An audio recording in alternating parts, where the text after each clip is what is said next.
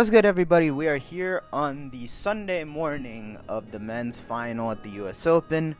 I am obviously here to do a lot of catch-up, talk about my rundown on this year's tournament, and also give a finals preview at the end. If I'm being completely honest, this year's US Open has been the least invested I've probably been really in any major I can remember as a tennis fan. And some of that, I think, is just coming from, the time in which I became a tennis fan. And now, fast forwarding this particular point in time is probably the least amount of Big Three fingerprints we've had on the tour in over 20 years. And so I guess it's a little bit getting used to right now, not watching tennis as much as a fan, as much with, sentimental ties. And, maybe for the purposes of this channel, future aspirations, that's a good thing. Just, having less sentimental ties and being completely objective as I can be. But of course, just because I say least invested, don't think I'm not watching. Of course I'm watching. I love the sport. And that's the nature of sports, they just keep going, they keep evolving, and we as fans are forced to evolve along with it. So without further ado, here are just a couple of observations I had throughout the course of this tournament. Still plenty of good takeaways on the road to this final Sunday. And I still think the biggest story this tournament is namely what happened ahead of the first weekend. And that was, of course, Carlos Alcaraz crashing out Thursday night and Novak Djokovic following him in the third round on Friday night.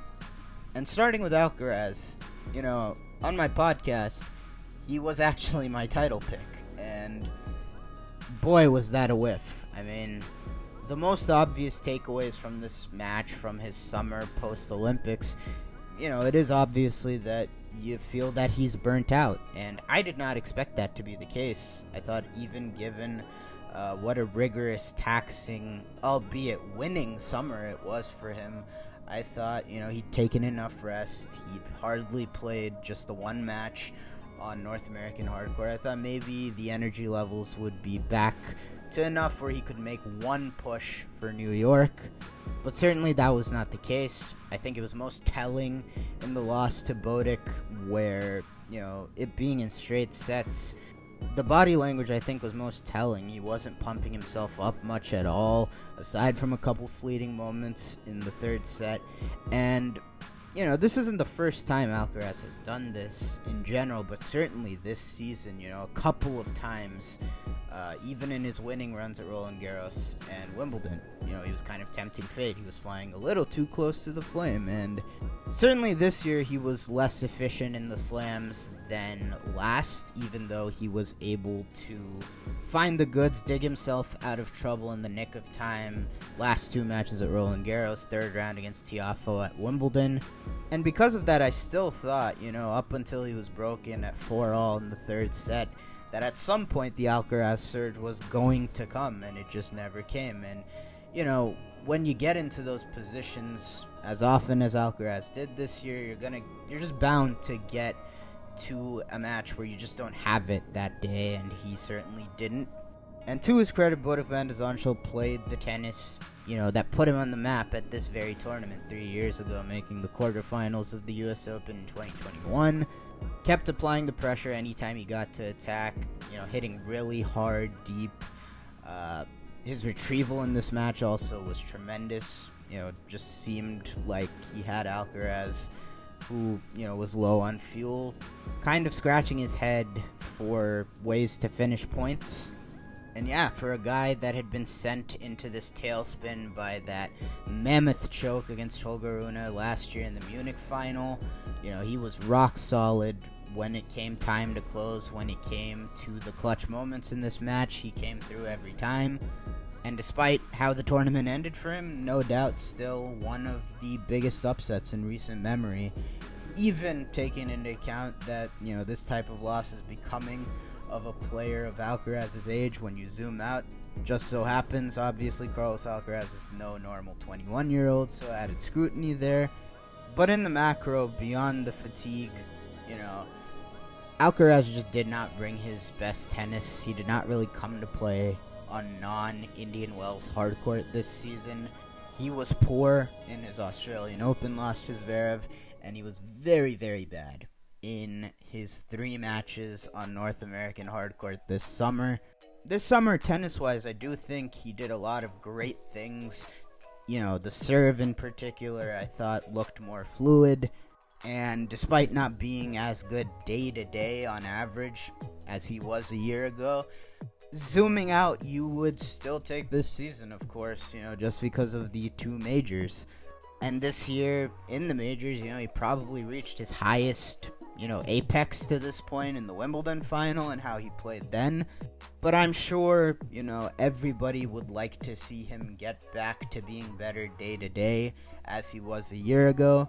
Ultimately, I don't think you're worrying about anything long-term. Obviously, there is a little bit of a pattern in the 2 big matches, the only 2 big matches he's lost, and how he's responded in the immediate aftermath with the Cincinnati final and then this Olympics gold medal match.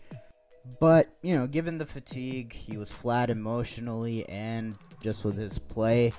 That's probably as listless as a match as he's ever going to play. And you had all these different factors that contributed to it. It's really the first of its kind loss for Alcaraz, and I don't expect that many moving forward. I think the guy just needs a break.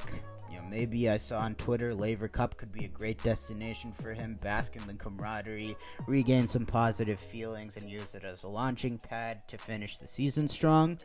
But moving on to Novak Djokovic, I know he was a popular pick to win the title, and honestly, I really wrestled with my title pick between him and Alcaraz. The draw certainly pointed to Djokovic given, the last time he played, how well he played. But through all 3 matches in Flushing Meadows this year, he looked like a guy that had not played on hardcourt since March when he lost at Indian Wells early. He looked really rusty. Obviously he didn't play at all after winning Olympic gold.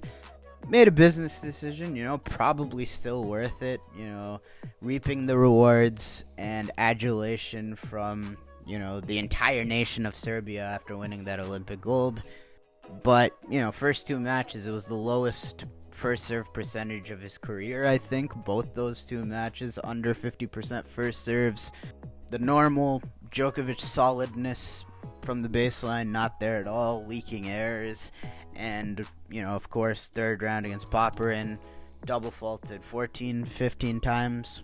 He also never got going this event. I think Alexei Popyrin didn't do all that much different from, what he did, where he was, to his credit, very competitive against Novak in the other 2 Grand Slam meetings this year. The first one, of course, in Australia, where it honestly could have been Popyrin leading 2-1.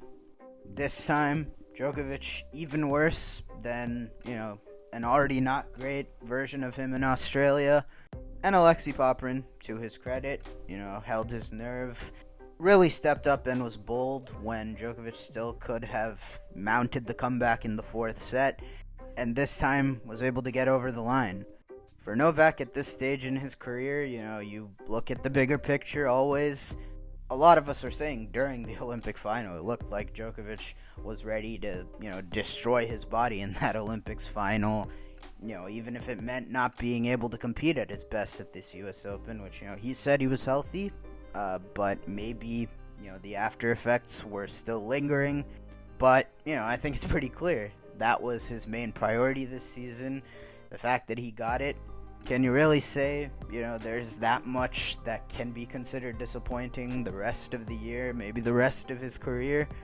Bigger picture, though, I do feel after this match that it's pretty hard to argue that Djokovic is not at least in some type of decline. Shocker, at 37 years old, the guy is certainly showing signs of slowing down. Really quite literally, in the movement itself. And we can attribute that to the knee, but, maybe at this age, having sustained that knee injury, we're far enough away where I didn't think the knee would be a problem this U.S. Open. Obviously, he still wore the brace. But also at the same time, after an injury like that at his age, this movement might just be his new reality the rest of his career. we won't know for a while, only time will tell. But certainly strange to see no Federer, Nadal, or Djokovic in the winner's circle in the slams for the first time in 22 years. But, after a full year pretty much of performance well below his standards at all but pretty much one event, it is still worth noting, though, that he is currently 9th in the ATP race. And, we'll see how much he decides to play following the US Open, but he is in danger right now of maybe missing Turin if he doesn't have a strong indoor hardcourt season, which, on those quick courts, they're some of the best suited to his current game. I don't think I'd count on him missing Turin, but it is definitely worth noting that his ranking is going to be lower at the end of this year regardless than what we're used to. That all has its own implications with draws and whatnot moving forward, but it really makes that gold medal victory all the more extraordinary that things, they all clicked, and he made sure they clicked at the one event where it mattered the most for him. I don't know, rest of the year probably just seems like gravy for him. And on the flip side, let's talk about Jannik Sinner. Obviously, a lot of noise coming into this event. And I guess I uploaded my video actually on the day that news broke of his 2 positive tests in Indian Wells in March. Me personally, his story seems clear-cut enough.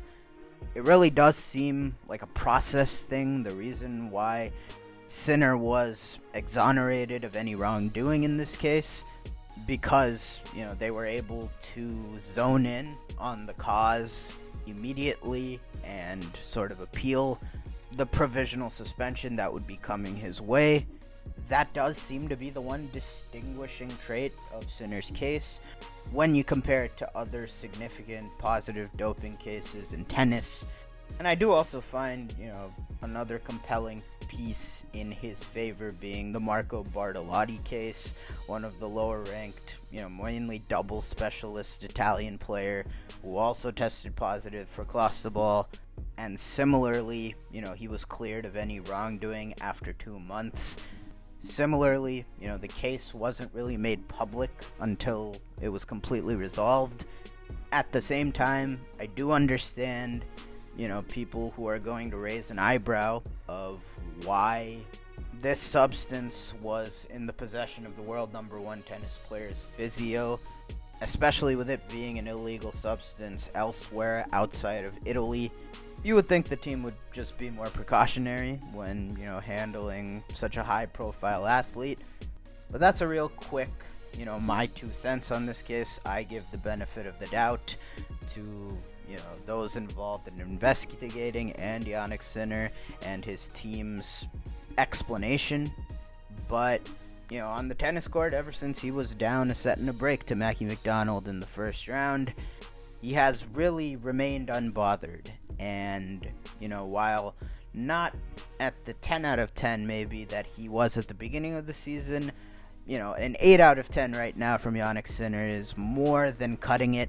This US Open, almost 52 weeks, 365 days later, from when this winning run and transformation of Jannik Sinner really occurred post-US Open 2023, I think now has cemented him as far and away right now the best hardcourt player in the world. I mean, over that span, he's lost to Shelton in Shanghai, loss that can happen in those conditions, super slick court, big server can get hot. Djokovic in Turin, playing the best tennis of last year, a year where he won 3 slams, in his last 2 matches of the year in the semis and finals of Turin. He lost to Alcaraz in his best conditions in Indian Wells, and Rublev in Canada, where he still did not look 100%. And it really did look like a tricky draw for Sinner, who even off the Cincinnati title did not look to be 100%. There were questions about, how he would deal with the mental baggage of this doping case coming out to the public. And for the most part, he has been unbothered. Aside from Alcaraz, a lot of these matchups that were projected for him did end up coming to pass. I thought his fourth round with Tommy Paul was one of the more entertaining matches of the tournament, despite the straight sets result. That was probably his best match of the tournament to this point. He was utterly sensational to deal with, a Tommy Paul who played really well. Then a lot of us were expecting a match of the tournament with him and Daniil Medvedev in the quarterfinals, and neither guy was particularly sharp. It was a very strange match, but ultimately Sinner was able to create a great deal of separation between him and Daniil. Never in as much trouble as he was in the Aussie Open final, or really any of the matches at the end of last year in the fall against Medvedev.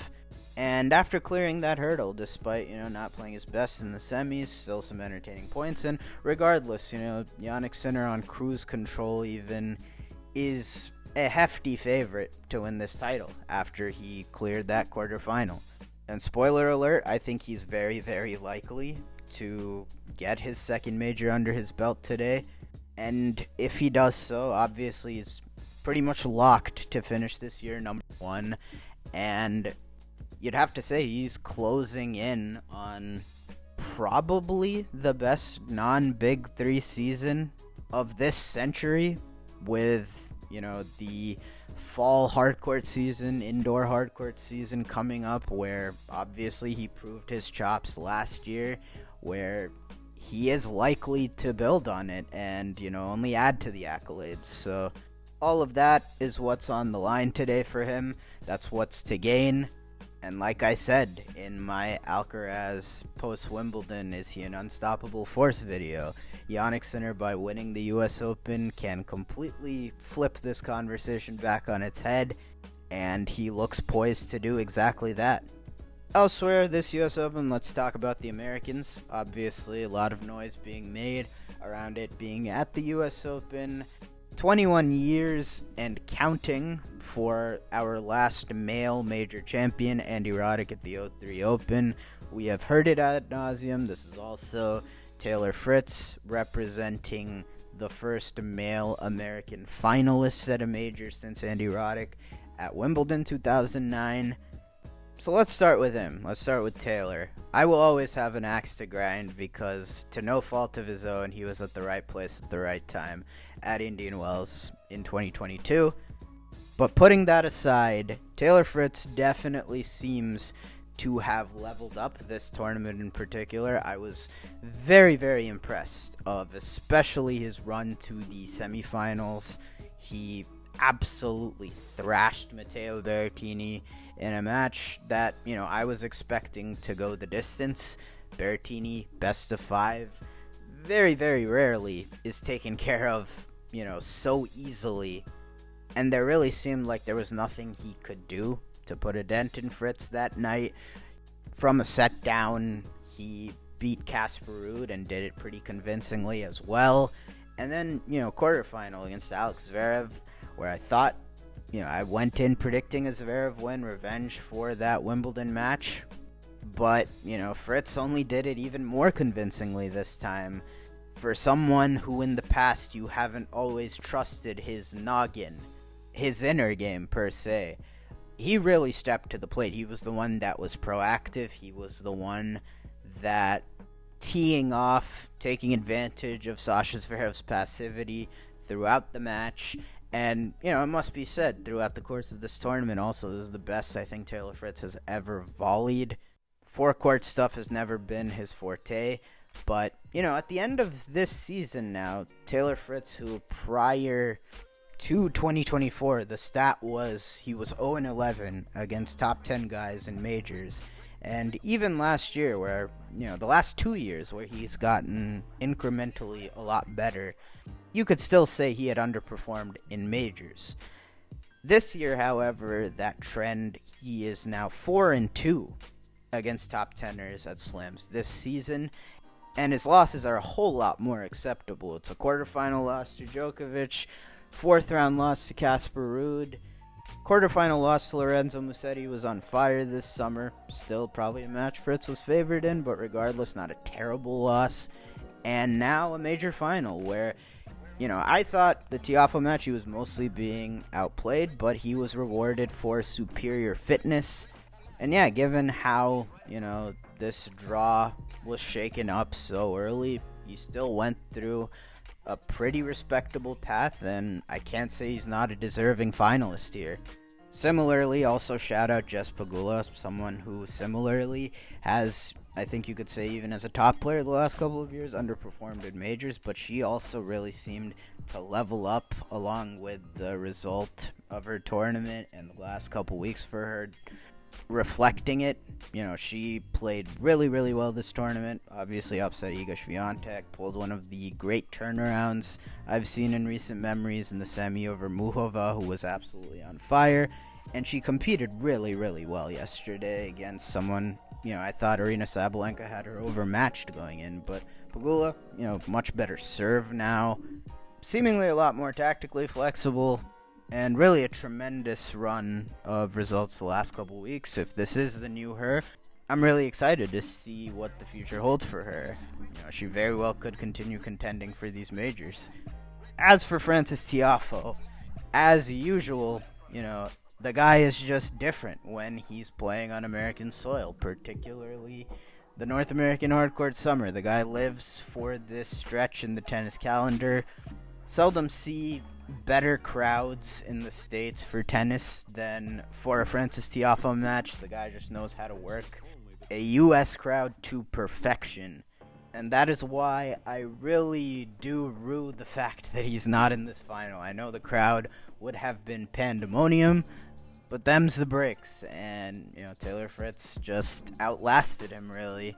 And yeah, it was a great summer for Foe, especially what a difficult year it had been better. And he, ever since Wimbledon and playing Alcaraz so tough, he had been getting better and better, culminating in another shot at, potentially making the U.S. Open final, maybe winning it, as he promised to himself 2 years ago after losing to Alcaraz in the semis.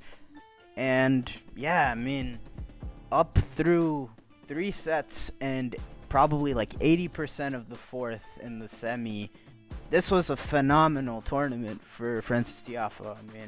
Probably played the match at the tournament with Ben Shelton. That was a really, really fun watch. Really great to see Francis learn from last year, where, he sort of deflated after going down 2-1 last year. He was much more resilient this year, came all the way back to beat Ben and avenge that loss. A little over 2 sets. He was playing a terrific match against Grigor Dimitrov. That match really, really heated up. And to me, I really do remember Grigor as an Iron Man up until we hit the 2020s, which is such a shame because through much of his Iron Man years, where I felt he was mostly injury-free, he was sort of middling, even though you would say those are the years of someone's physical prime, but he was sort of middling with the bursts in 2014 and 2017. And for his part, that's what makes it really sad, is that now, the last 2 years really, he has put together his most consistent stretch of tennis yet, and it has been injury-riddled. As good as it's been, he's been robbed of a couple chances to do perhaps even better. I do think Foe was having the better of that match and probably would have won anyways, but really, really cruel stuff for Dimitrov as a bit of a sidebar. And then, getting to the semifinal. The Tiafoe forehand was so damn good in this match, and I still would say he would also have a minimal shot in the final. Fritz probably has a better one, but the way Foe was playing, I was like, maybe he's got a puncher's chance in this final, and, it flipped on a dime on one point. The commentators pointed this out, that long rally they had at, I think, like 4-all or 3-all, somewhere in the middle of the fourth set. Long, grinding point, and after that, Tiafoe just seemed to hit a wall. And sadly, this is the thing with him, the conditioning hasn't always been the best. His fitness hasn't always been the best deep in these matches. His 5-set record reflects as such. It's something like 5-13, maybe 5-14 now. And it really did sting to see the wheels fall off like that so quickly. as great a summer as he had to sort of revive his season, it just doesn't feel the same as it did 2 years ago with the semifinal ending in a 5-set loss. 2 years ago, you rarely give out moral victories, but that was certainly one. He did really, really well to play Alcaraz that close. This year, it has to really suck to, feel like his body just broke down on him. But yeah, Taylor Fritz deserves to reap the rewards of superior fitness. He's long been the most consistent of this crop of American guys, so it's only fitting that he is the one that will be contesting for the major title today. And lastly, I want to talk about an overarching theme this US Open, and I think this tournament revealed to me that it seems like fatigue is being accelerated, There's a variety of different factors contributing to it, but definitely on the men's side, and, as I noted before in Cincinnati, Iga Swiatek alluded to this, it also being prevalent on the women's side, and that is the modern tennis player is becoming less equipped to handle the rigors of, how condensed year-long the tennis calendar is. It's not to, call out the players. This outcome is probably more influenced by external factors rather than the players themselves, in contrast to years past.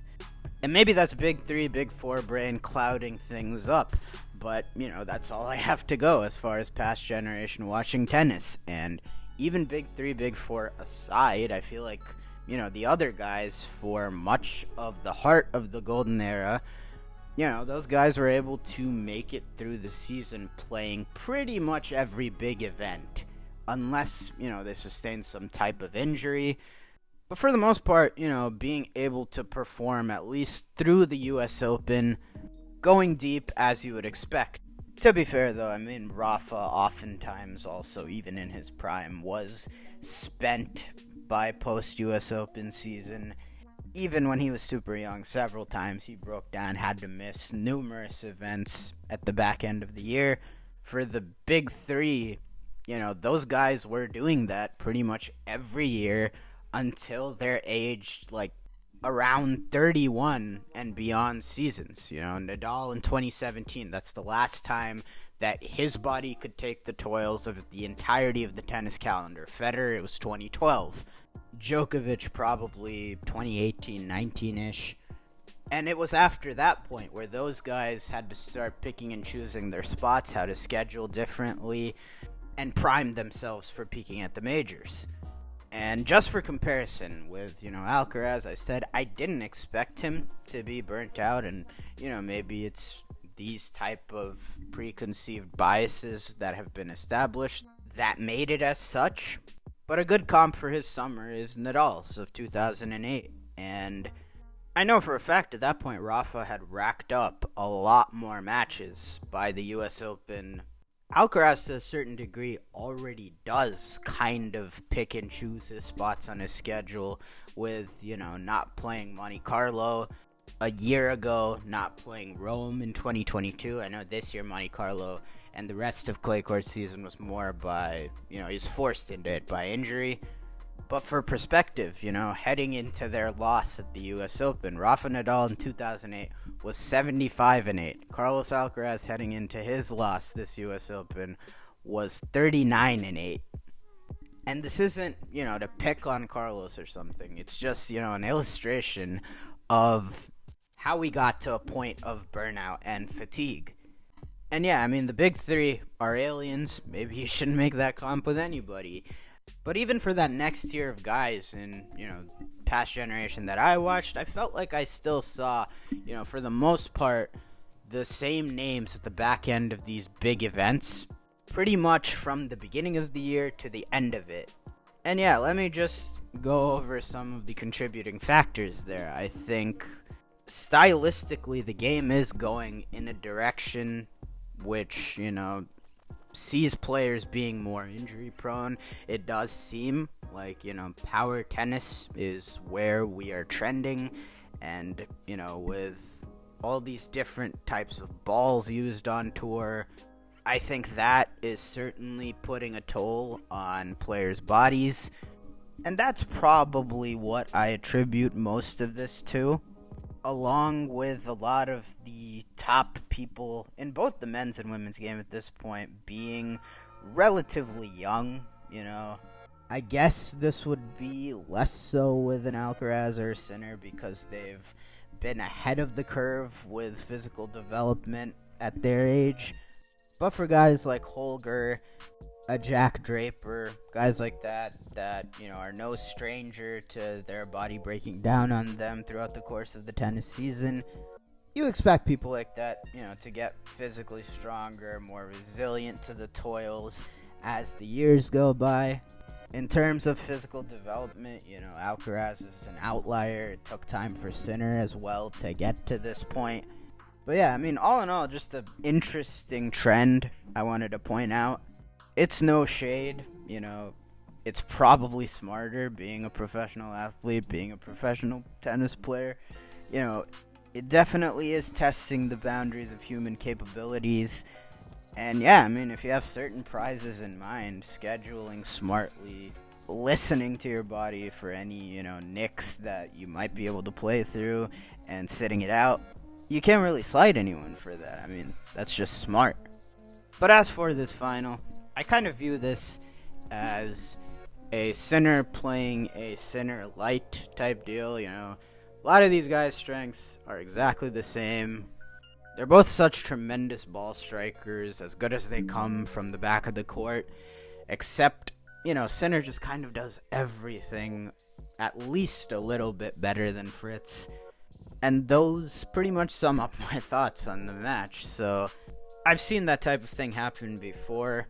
It's just too much of an uphill battle for the lesser, player of the same archetype. Just look at Murray-Djokovic, how that rivalry aged.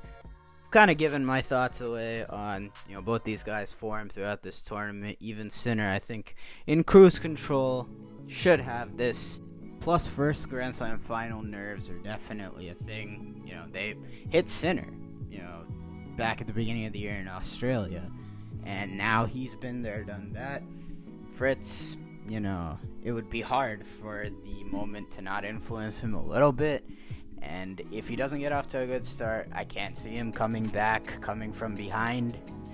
I'm expecting a tight straights akin to his semifinal, or a routine 4-set win for Sinner. I'll go with Sinner in 4, just, with the partisan crowd behind Fritz, as well as the fact that, you can take stock in last year's meeting with them at Indian Wells was quite a good match, and Fritz was very competitive there, but Jannik, of course, has come a long way even since then. No secret who the better player is now. I got Sinner in 4. But that'll do it for this video. Enjoy the final.